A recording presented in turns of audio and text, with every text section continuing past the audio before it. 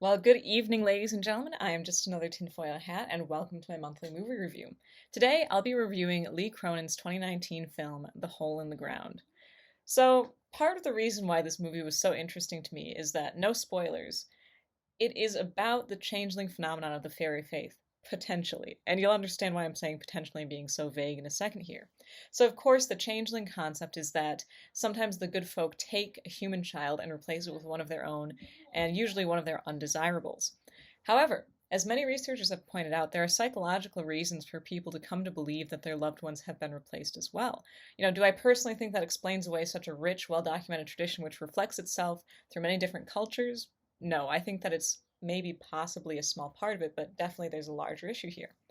However, again, this conversation is way larger than the scope of this review video, but as it directly pertains to the film, I wanted to mention it, because needless to say, early on, the viewer is invited to decide whether they're watching a supernatural or psychological horror movie with this film. And for me at least, it kept me guessing right up until the end.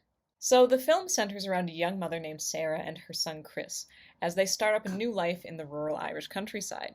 Now, yes, it is another one of those let's move to a new house to escape our old life movies, but yet again, such a familiar familial stress only serves to highlight the struggle of something larger. However, again, in this case, you are truly kept guessing, for the most part, whether the problems are of a supernatural or a psychological matter. The activity really kicks up when Chris runs away into the woods, and Sarah comes upon the infamous sinkhole, which truly serves as this fantastic metaphor for the sinking and all encompassing feeling of dread that this movie entails.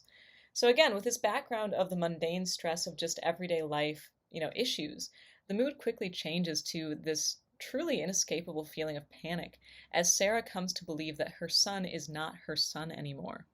Now, truly, there's this sense of paranoia, as you can tell that her world is just totally turned upside down when it was already kind of in a fragile state. And no one else can even see it. Well, almost no one.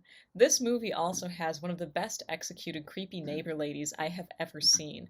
A woman named Noreen, whose tragic backstory involving her own son fantastically and ominously mirrors the current events that Sarah is going through. So, truthfully, the entire plot of the movie can best be summed up as Sarah trying to figure out exactly who or what her son has become, while the audience is trying to decide whether or not she can really be trusted with that decision. So, stylistically, too, I think this movie was simply fantastic. Not only was the forest itself such a presence, but the centerpiece of that film, that giant sinkhole, really emanated such an intense feeling of dread. It was just a perfect metaphor, for exactly what Sarah was going throughout the film. And again, too, beyond the stylistic interest with the sinkhole, there's also the connection to the subterranean realm of the good folk, which is always nice to see. Now, again, in addition to the kind of slow burn anxiety that this film creates, there are also a number of honestly very disturbing, not really jump scares, but kind of moments of sudden horror, which were only clarified by the surrounding ambiguity of the plot.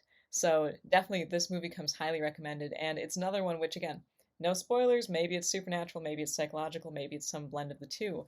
But whenever I see a movie that really takes some of these older traditions and older folklore, it's just absolutely fantastic. So, if you enjoyed this review of Lee Cronin's 2019 film The Hole in the Ground, please like, and if you're new to this field of crop circles, go ahead and subscribe to see what weirdness the future may have in store. Till then, you can keep up with whatever else I might possibly be doing on my website, justanothertinfoilhat.com, and for exclusive content, make sure to check out my Patreon page, which is also listed under Just Another Tinfoil Hat. For today, I am Zelia Edgar, signing off.